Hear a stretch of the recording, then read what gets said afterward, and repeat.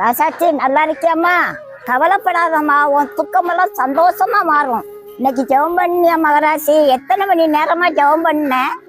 உன் ஜெபம் தாம்மா உன் வாழ்க்கையை மாத்தும். ஜெபம் பண்ணாம செல்போன்ல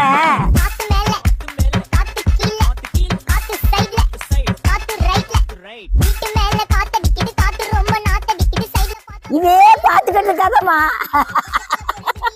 ஊழியக்காரங்க கிட்ட ஜெபம் பண்ண சொல்லிட்டு நீ செல்போனை நோட்டிக்கிட்டு இருக்காதம்மா. ஊழியக்காரங்க டாக்டர் மாதிரி. டாக்டர் யாருக்காவது ஆபரேஷன் பண்ணும்போது அழுவாங்களா? நீ அழுது ஜெபம் பண்ணாதாம்மா உன் பிரச்சனை மாறும். ஒரு செல்போன் உனக்கு இடைஞ்சலா இருந்தா செல்போனை தூக்கி அடுப்புக்குள்ள வைமா.